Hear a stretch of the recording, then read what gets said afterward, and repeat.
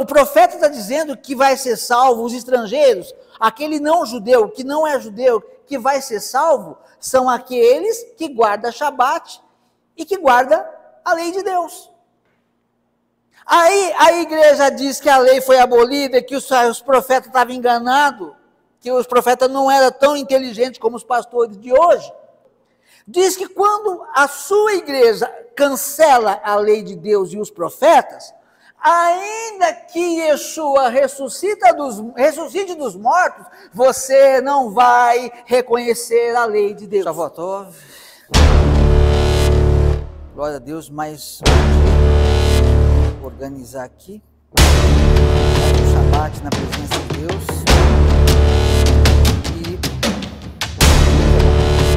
Amém? Lucas 16. Lucas 16.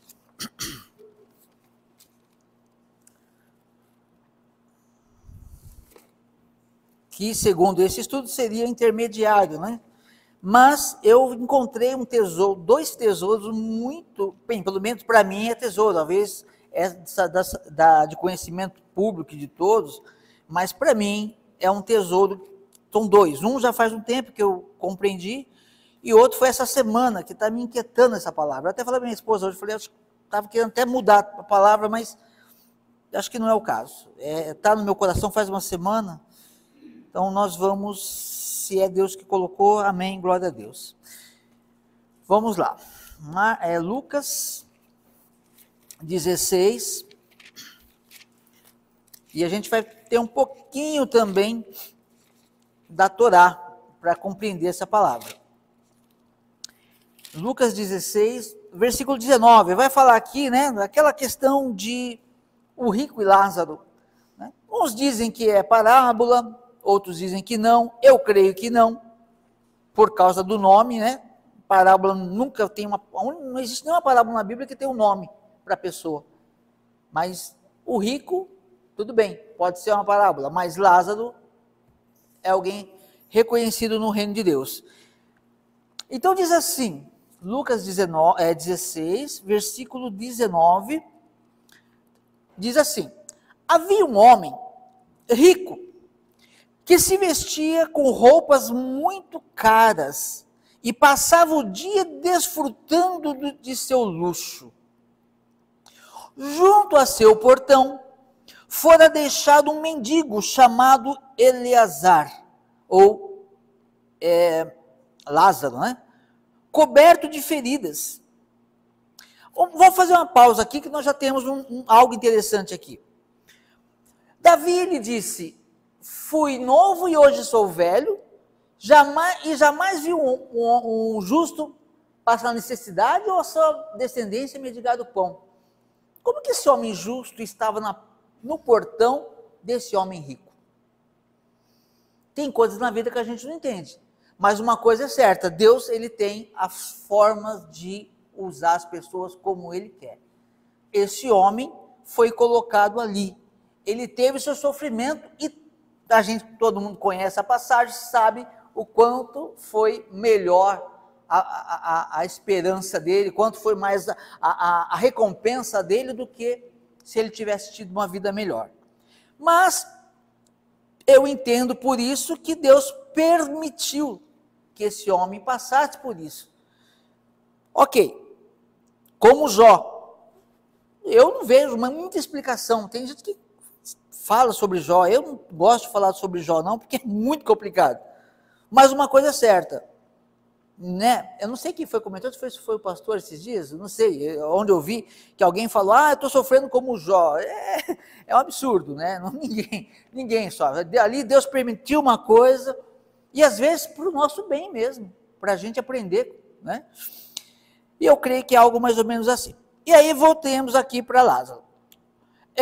Ele teria ficado, olha só, ele teria ficado feliz por comer as migalhas que caíam da mesa do rico. Mas, em vez disso, vinham os cães lamber suas feridas. Parece que ele nem comia as migalhas, né? Existem uns apartamentos, uns condomínios agora de luxo também, né? que o pessoal não vai nem lixo, isso é tudo incinerado lá dentro. E o rico, talvez, ele tivesse alguma coisa aí especial ali para cuidar do seu lixo, porque ele ficaria feliz em comer das migalhas, mas ele não comia. Ok. No dia em que o mendigo morreu, ele foi levado por anjos para junto de Abraão. Interessante, um homem justo morre e no dia que ele morre, ele é levado pelas mãos do anjo para o seio de Abraão. Aí fica uma controvérsia, eu não vou entrar nisso. Ah, mas vai ser no último dia, pode ser. Mas que último dia? O último dia de Lázaro foi esse. Eu não sei. Também não é esse o foco da palavra. O que importa aqui, que no dia da sua morte, o anjo foi lá, pegou ele pela mão e levou ele para a vida eterna, e ali ele não vai mais passar fome. O rico também morreu e foi sepultado. Lázaro não foi sepultado? Ainda que como indigente, alguém o sepultou. Mas a Bíblia faz uma diferença muito grande aqui. Um é levado no dia da sua morte para o seio de Abraão. O outro é enterrado. Lógico, os dois foram enterrados, mas espiritualmente um foi para a vida eterna naquele dia, é o que diz a Escritura. O outro não.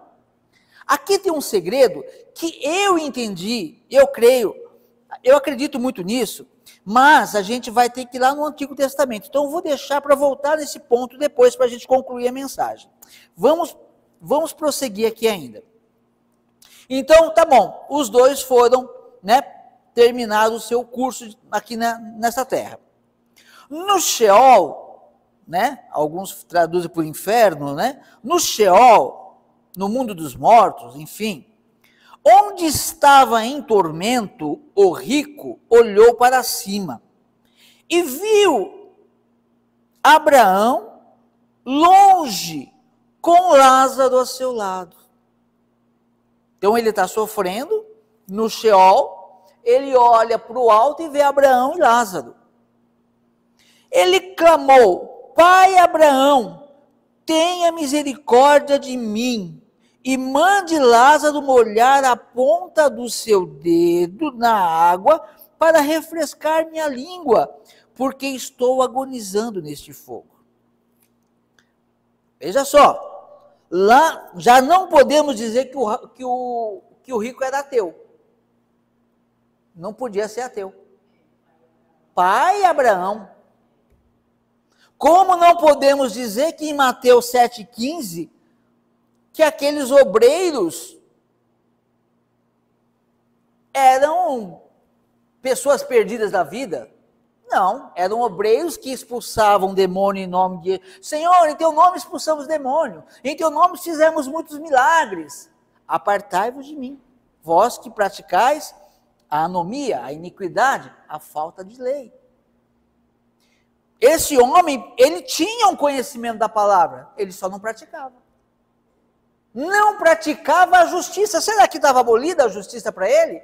Espera aí, nós somos de uma classe financeira muito alta, a qual Deus aboliu para nós tais necessidades de pessoas comuns? Eu não sei o que passava na cabeça desse homem, mas ele não era um ateu. Ele chamou Abraão de pai. Ele reconhecia, ele tinha uma identidade. Ele só estava equivocado. Muito bem. Pai Abraão, tenha misericórdia de mim e mande Lázaro molhar a ponta do seu dedo na água para refrescar minha língua, porque estou agonizando neste fogo. Entretanto, Abraão disse: filho, olha só, Abraão chama ele de filho. Filho. Vamos lá. Filho, lembre-se de que quando estava vivo, você recebeu coisas boas, e ele as más. Agora, porém, ele está sendo consolado aqui, ao passo que você está sofrendo. Entretanto, isso não é tudo.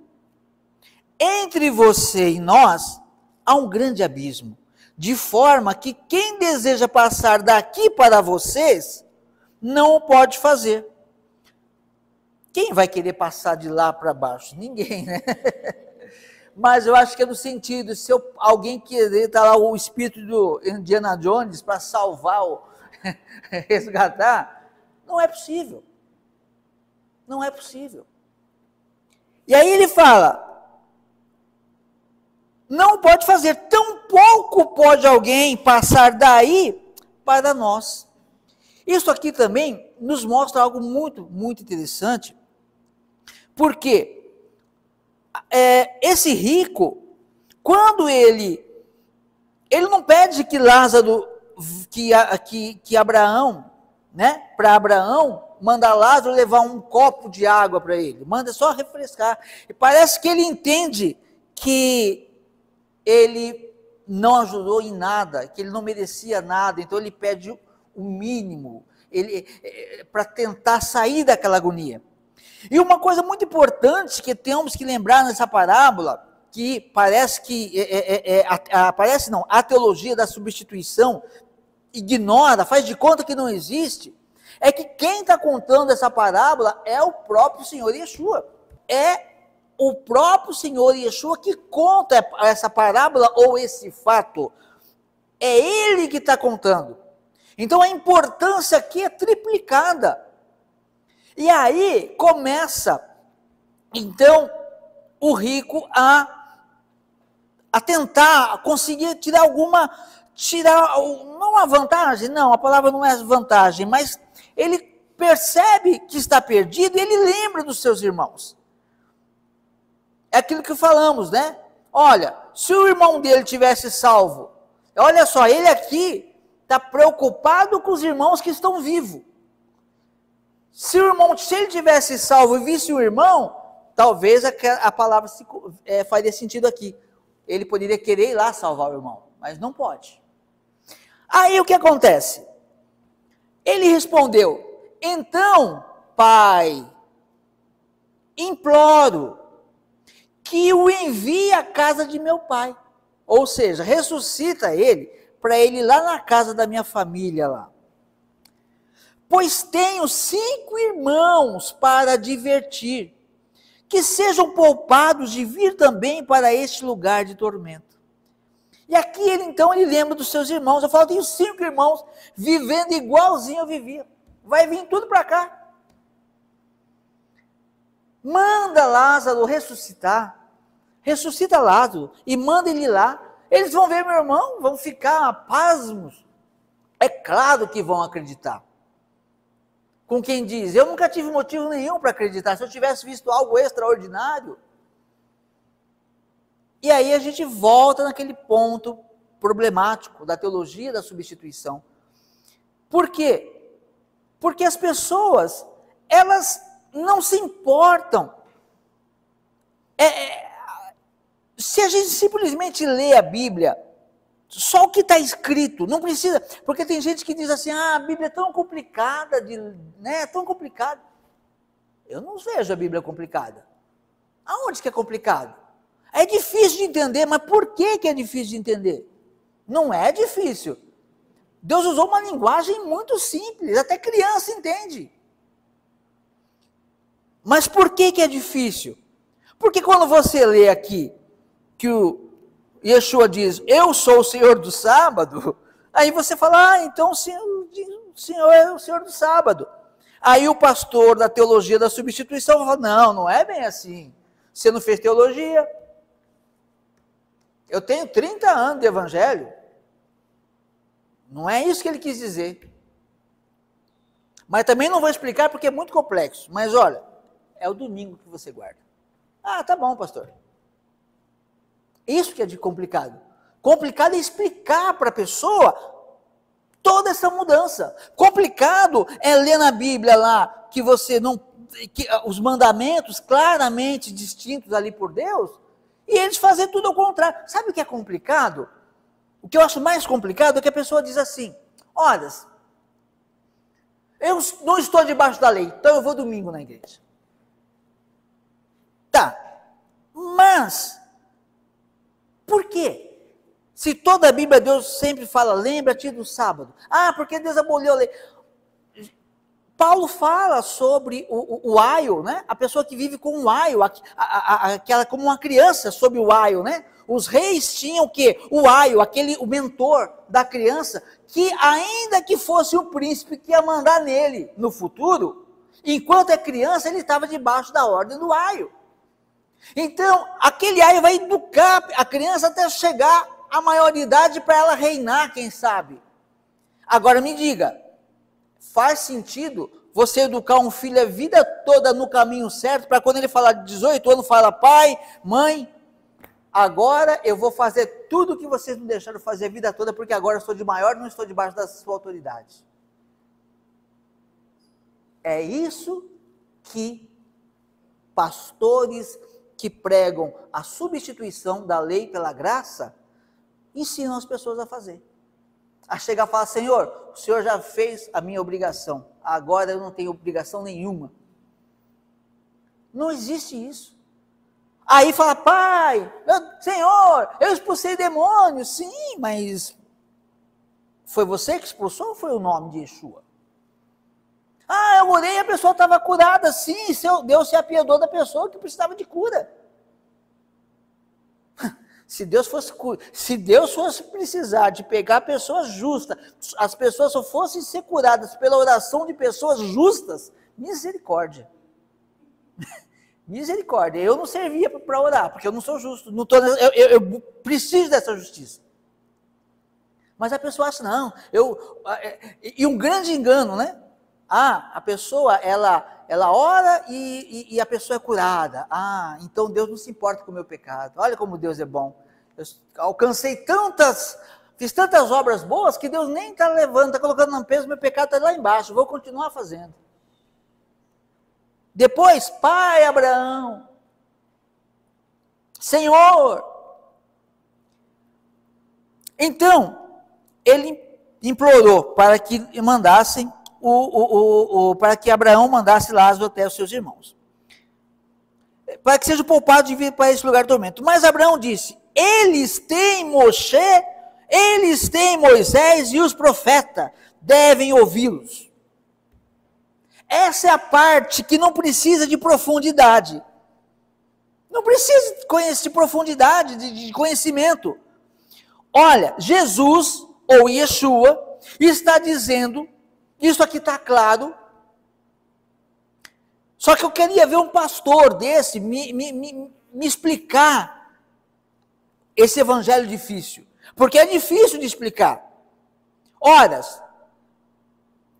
Jesus, Yeshua, contando esse caso que envolve Abraão, o rico e Lázaro, ele diz que tem 5 irmãos vivos. 5 irmãos vivos. Então vamos pegar esses 5 irmãos vivos como a humanidade hoje. O que as pessoas no mundo precisam para não ir para o tormento eterno? Jesus disse, a lei, Moisés, a lei e os profetas. Aquilo que a igreja diz foi abolido. Exatamente isso. Os vivos têm a lei e os profetas para não caírem na condenação eterna. Agora, se a igreja vai tirar Moisés e os profetas, sobre o quê? Mas nós não chegamos lá ainda. Vamos lá. Mas Abraão disse, eles têm Moisés e os profetas, devem, olha o dever, devem ouvi-lo. Ou seja, meu irmão aí que possa estar assistindo esse vídeo aí, você está vivo? Então você deve ouvir Moisés e os profetas para receber a graça da salvação. É esse o caminho. É um dever. Ah, mas o meu pastor, troca de pastor. Se o pastor não conhece Bíblia, troca de pastor. Ou não precisa, porque Yeshua disse, né? O que Yeshua disse? Vós sereis reis e sacerdotes. Seja o seu sacerdote do lar, se você não tem onde ir, seja o sacerdote do lar. Honre a Bíblia, honre a palavra de Deus. E para de honrar homem que só corre atrás de encher a própria barriga. Muito bem, mas tem mais ainda. A pior ou a melhor parte está por vir. Então ele falou, olha, em outras palavras, seus irmãos estão vivos? Então, tem gente pregando a Torá e os profetas lá? Tem, só que eles não querem ouvir. Eles devem ouvi-lo. Senão vai vir aí junto com você fazer companhia. É isso. Aí, ele insiste. Não, pai Abraão, eles precisam de mais. Tem gente que está esperando o anjo descer do céu, desceu para Maria, desceu para José, apareceu em sonho para José, mas não, se for só em sonho, não vai servir. Tem que ver o anjo. Tem que ver o anjo. Mas ele diz aqui, ó, eles precisam de mais. Mais do que Moisés, mais do que a lei, mais do que os profetas. Precisam de ver o morto ressuscitar. Aí ele diz, se alguém dentre os mortos for até lá, olha só a proposta. Se alguém, você não quer encher o céu de gente, não quer encher o culto aqui no céu, se é que vai ter culto no céu, modo de dizer, né? Se quer encher a casa, ressuscita os mortos aí, né? Mostra aí o inimigo nas nuvens, que várias igrejas vão lotar. As igrejas não, né? Aí vai... Bem, deixa pra lá. Aí ele diz assim, ó, se alguém dentre os mortos for até lá, eles se arrependerão. Evangelho é arrependimento, não é? Mas só vai haver arrependimento se acontecer algo extraordinário. Se vê o mundo espiritual, se vê o mar se abrir de novo. Vou lá na praia e eu vou botar o pé lá, arrumar um cajado e tacar. Se o mar abrir, eu vou crer. Será que Deus precisa disso? Aí eu lembro eu sempre falo isso, né? Que a minha mãe disse uma vez para mim, saudosa memória, ela falou, filho, do nada, ela chegou e me falou isso. Porque minha mãe sempre também aprendeu uma fé, né, essa fé de tudo eu posso, e eu também tinha essa fé, mas depois ela deu uma mudadinha também. E ela falou assim, filho, eu aprendi uma coisa, de tudo que você pode pedir para Deus, peça misericórdia. E é essa a questão, porque eu ficava pensando, a Bíblia diz claramente, Deus fez uns vasos para honra, e outros para desonra.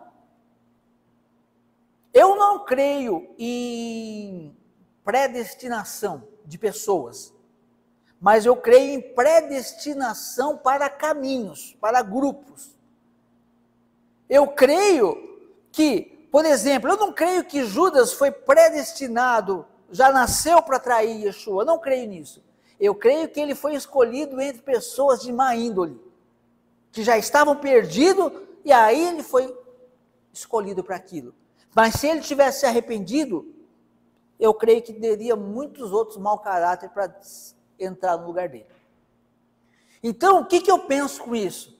Que nós temos que pedir a misericórdia de Deus, para que Deus mude a nossa sorte. Senhor, se tem algo que tenha que mudar na minha vida, para eu ser melhor, tem misericórdia e me muda. Me mostra que eu estou errado. Agora, tem gente que diz que nunca erra, né? Tem gente que está só esperando um arrebatamento, fica lá, vem logo o Senhor Jesus. Para eu dizer, vem logo o Senhor Jesus, eu tenho que estar ciente de que eu estou muito bom com Deus, estou muito bem, estou prontinho. Mas enfim. Não, pai Abraão, eles precisam de mais. Se alguém dentre os mortos for até lá, eles se arrependerão. Mas Abraão respondeu: se não ouvem Moisés e os profetas, tampouco se deixarão convencer, ainda que ressuscite alguém dentre os mortos. E aqui está a chave do segredo. É interessante, porque quando eu li essa aqui, quando eu tinha essa teologia da substituição na cabeça, quando eu lia, era isso, eu lia, eu queria entender. Quando eu li aqui, eles têm Abraão e os profetas, a minha mente automaticamente fazia assim, trocava, ela mudava, ele tem a Bíblia. Era isso que vinha na minha mente. Eu não imaginava que Yeshua estava falando da lei dos profetas. Aliás, eu vou chutar. Eu acho que 95% de pessoas que participam da fé que eu tinha no passado, a fé da substituição, que tudo foi substituído, né? Essa teologia mais comum que tem em toda esquina, que amanhã vai estar um monte aberto. Eu acredito que 95% das pessoas, eu acredito nisso, não sabem que não tinha Antigo Testamento nos dias de Yeshua, nos dias dos apóstolos. Eu acho que eles pensam que Pedro falava, olha, abre aí o Evangelho de Mateus. Eles têm essa ideia. Toda vez que Jesus fala que nós temos que seguir os mandamentos de Deus, está falando do Antigo Testamento. Que não é Antigo Testamento, né? A antiga aliança, que não foi anulada. O que foi anulado foi o sacrifício. Mas os mandamentos, a lei de Deus é eterna. Mas aqui o que eu quero dizer é o seguinte, que é a parte triste. Yeshua disse, que Abraão disse, que aquele que, vou colocar com as minhas palavras agora, vamos trazer para hoje. Aqueles que têm uma fé que a lei de Deus foi abolida e que as profecias os escritos dos profetas não vai, por exemplo, Isaías 56 fala que os estrangeiros que se aproximarem do Senhor para o servirem e o amarem, abraçarem a sua aliança e não profanar os seus sábados, que guardarem os seus sábados, estes serão recebidos por Deus dentro dos seus muros. Deus vai alegrá-los dentro dos seus muros. Está falando de salvação. Então, o profeta está dizendo que vai ser salvo os estrangeiros, aquele não judeu, que não é judeu, que vai ser salvo, são aqueles que guardam Shabat e que guardam a lei de Deus. Aí a igreja diz que a lei foi abolida, que os profetas estavam enganados, que os profetas não eram tão inteligentes como os pastores de hoje. O que essa palavra diz hoje? Diz que quando a sua igreja cancela a lei de Deus e os profetas, ainda que Yeshua ressuscite dos mortos, você não vai reconhecer a lei de Deus. É isso que está dizendo. Ainda que Yeshua ressuscite dos mortos, se você não crê na lei de Deus, se você não crê nos profetas, não tem salvação. E voltando aqui, para a gente concluir a mensagem, está dizendo aqui, olha,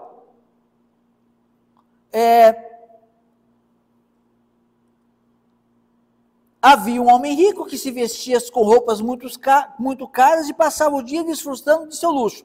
Junto a seu portão, fora deixado um mendigo chamado Lázaro, coberto de feridas. Ele teria ficado feliz em comer as migalhas que caíam da mesa do rico. Mas, em vez disso, vinham os cães lamber suas feridas. No dia em que morreu o mendigo, ele foi levado por anjos para junto de Abraão. O rico também morreu e foi sepultado. Ok, então há uma diferença do rico e há uma diferença de Lázaro. O que me trouxe aqui foi, eu não vou abrir muito também, porque está perto de acontecer essa paraxá. Êxodo 16. Êxodo 16 que me trouxe para aqui, para Lázaro, para essa situação de Lázaro.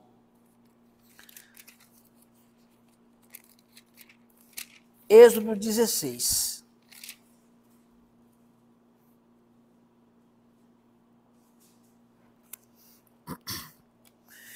É, 16, versículo 4 e 5, para a gente começar aqui, diz assim, olha, Adonai disse a Moisés, eis que farei chover pão do céu para vocês. O povo deve sair e juntar todos os dias uma porção diária. Assim eu os testarei. Eles guardarão minha Torá ou não.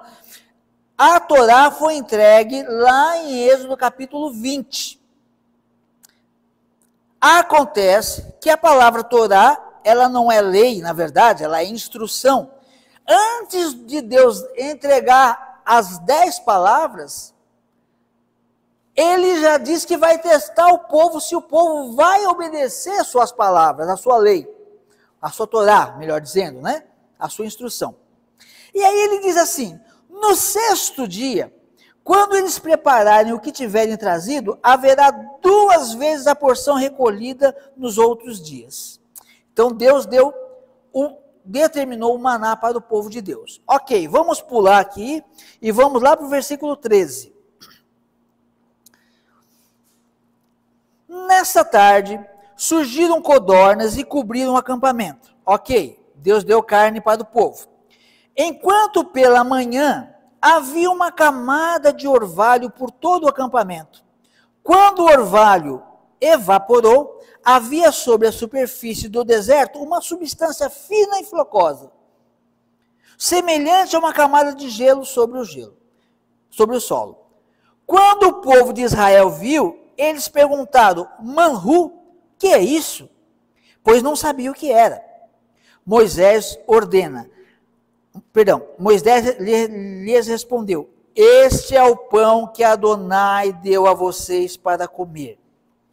Ou seja, o maná é o pão da vida, é Yeshua, representa Yeshua. O maná desce pela primeira vez para o povo. Eis que Adonai ordena. Olha só, lembra, nós acabamos de ver. Deus disse que ia provar o povo. Se o povo ia obedecer e ficar na lei, aí eu vou acrescentar, ou se o povo ia abolir a lei. Aí veja só. Eis que Adonai ordena, cada homem deve juntá-lo de acordo com seu apetite. Deve-se pegar um homer, 1,89 litros, né, por pessoa existente em sua tenda. O povo de Israel agiu desse modo, ok. Alguns recolheram mais, outros menos. No entanto, quando eles colocavam o que havia recolhido no medidor de homer, quem juntou mais não possuía excesso, e quem recolheu menos não passou necessidade. Mesmo assim, cada pessoa recolheu de acordo com o seu apetite. Então, até aqui, o que nós vemos? Deus mandou o maná, deu orientação para o povo, deu a quantia para o povo, pão nosso de cada dia, vocês vão pegar quase 2 litros, e aí um acabava pegando um pouco mais, outro acabava pegando um pouco menos, só que não sobrava e não faltava. É um pão milagroso, o pão nosso de cada dia. Aí o povo começa a praticar, a colher esse pão. E lembremos que esse é um grande milagre. Esse é um milagre que traz salvação. Imagina, 40 anos no deserto, não ficaria 40 dias, ou sei lá, sem comer. Vai plantar o que no deserto? Não tem esperança. Está sem esperança e sem Deus no mundo. Está no deserto, vai morrer. Não, você não vai morrer porque Yeshua vai te socorrer. O maná vai vir para você comer. Yeshua está ligado diretamente a esse maná. E está ligado diretamente, na minha opinião, a esse teste de Deus. Vamos ver. O povo vai morrer no pecado? Porque a salvação era prioridade dos judeus. E ainda é, né? Prioridade, de uma certa forma. Os gentios não tinham esperança. Os gentios não tinham Deus no mundo. Os gentios não tinham aliança. Ia morrer sem Deus. E Deus age com o gentio da mesma maneira que agiu com o povo no deserto. Manda o maná para a gente não morrer. Vamos ver se o povo vai obedecer à lei de Deus agora. Olha, Deus ele não prova as pessoas. Eu entendo assim. Se eu estiver errado, alguém me corrija, por favor. Eu entendo assim. Deus não é sarcástico. Deus não prova a pessoa numa necessidade. Se a pessoa tem uma necessidade, ele tem prazer em ajudar. Esse é o nosso Deus. Agora, a pessoa está lá, desesperada, como nós falamos aqui ainda há pouco. Eu orei e a pessoa foi curada, sim, porque Deus teve misericórdia da pessoa, não foi a sua oração. Foi a fé da pessoa e a misericórdia de Deus. Você é um instrumento que precisa ter um ponto para a pessoa lembrar, eu fui lá, a pessoa tem até, aliás, se for entre aspas, um bom servo, a pessoa não vai nem lembrar o nome de quem orou. Eu fui lá, precisei de oração, o irmão ou a irmã orou, e Deus ouviu minha oração, eu vou buscar esse Deus. Mas o Evangelho diz que importa que Yeshua, que Jesus cresça e eu diminua. Aí ele diz, olha, então ele juntou o maná. E mesmo assim, cada pessoa recolheu de acordo com o seu apetite. Ok. Moisés lhes disse, agora entra a questão.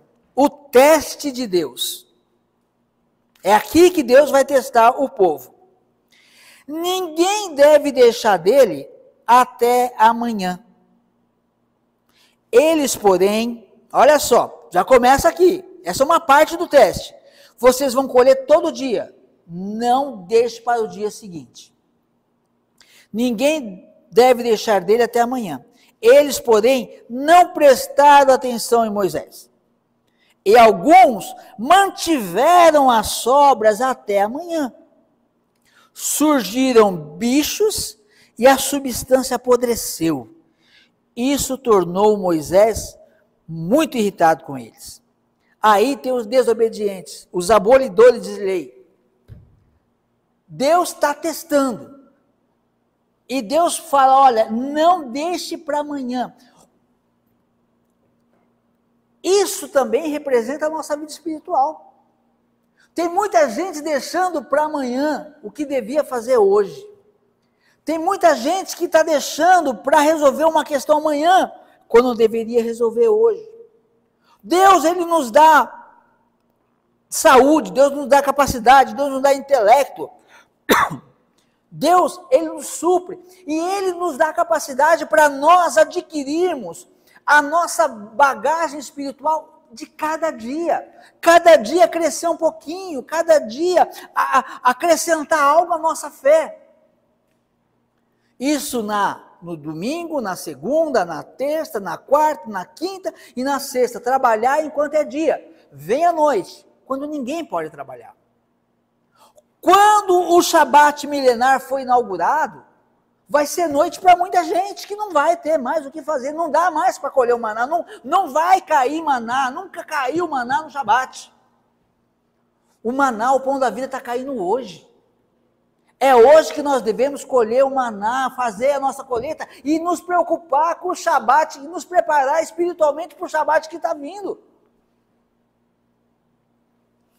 E aí ele diz assim, olha, ninguém deve deixar dele até amanhã, porém, não prestar atenção em Moshe. E alguns mantiveram as sobras até amanhã. Surgiram bichos e a substância apodreceu.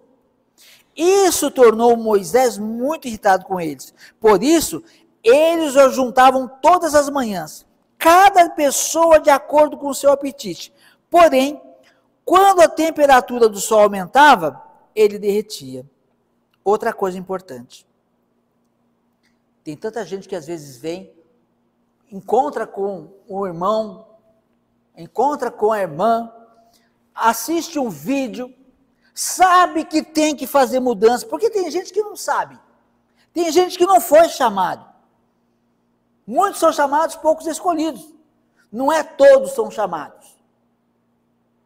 Não são todos chamados, muitos são chamados, e dos muitos chamados, poucos vão ser escolhidos. Então, aquele que é chamado e nem se esforça, provavelmente não vai ser escolhido mesmo.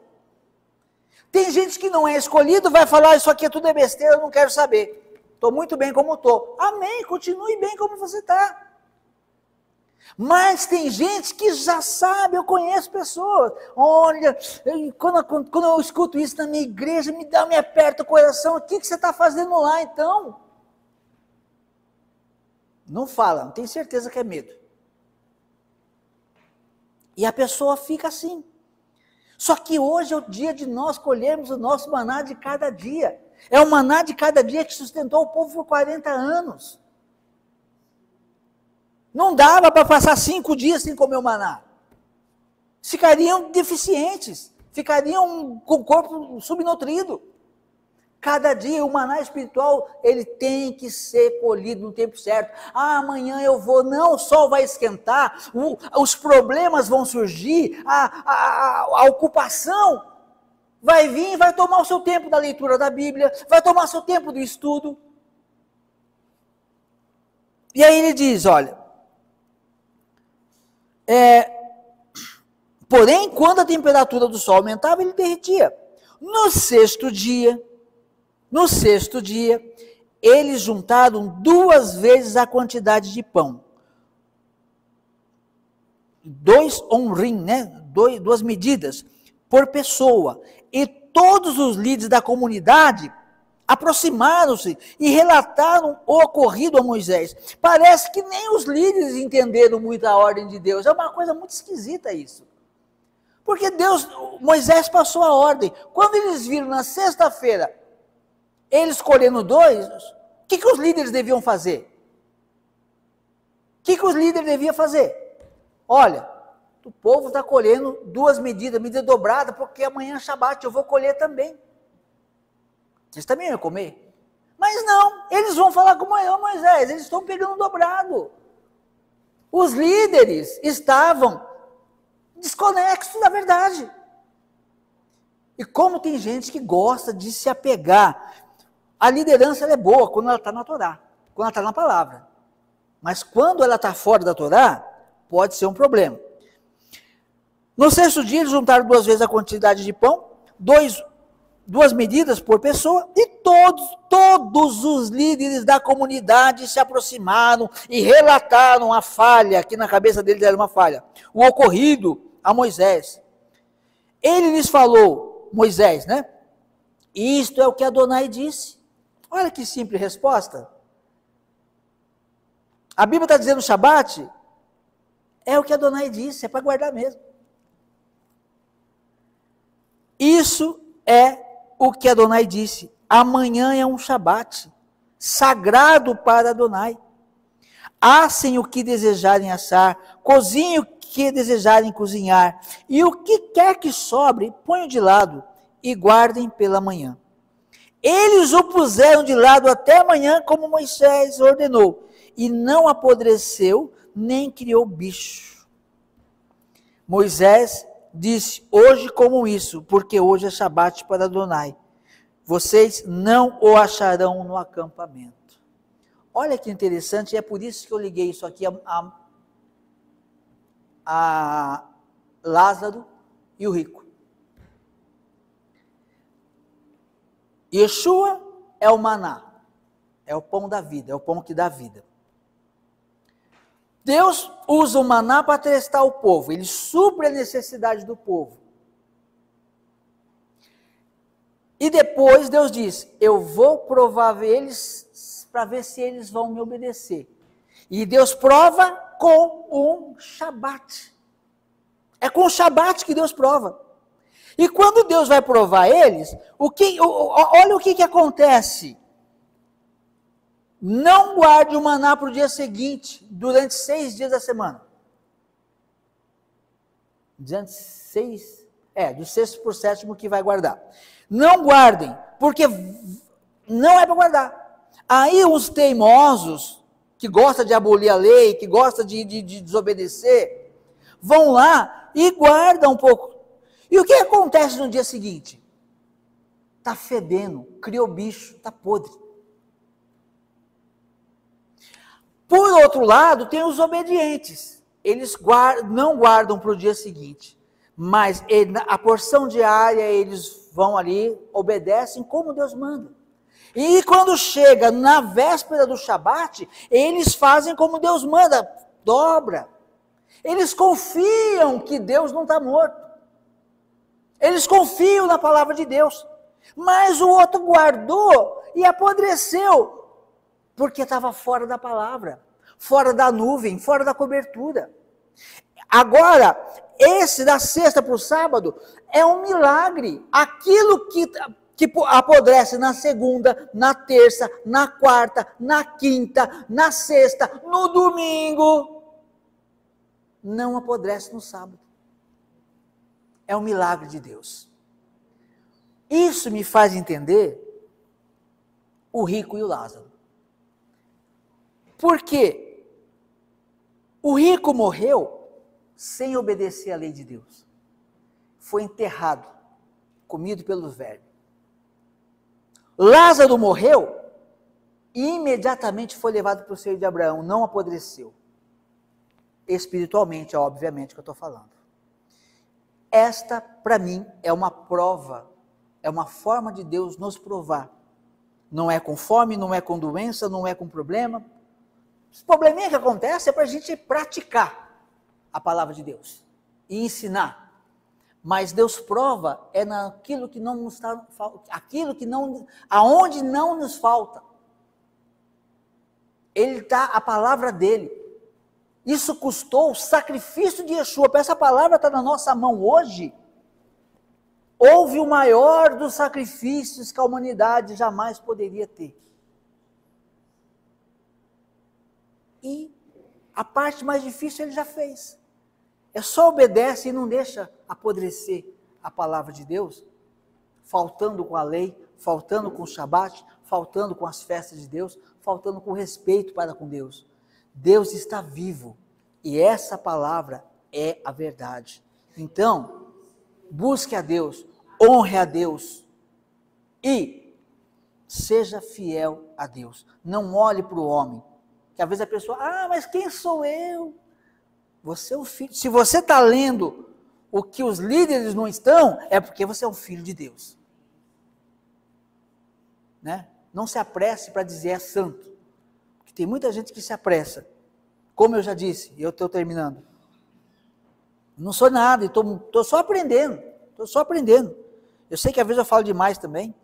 Isso é um problema que eu tenho que cuidar também. Mas, uma vez eu fiquei muito, eu não sei se eu falei isso aqui, eu fiquei muito intrigado. Por quê? Porque eu estou ouvindo uma palavra, e a palavra no meu coração começa a sair por outros caminhos, eu começo a ter entendimento. E isso acontecia com muita frequência.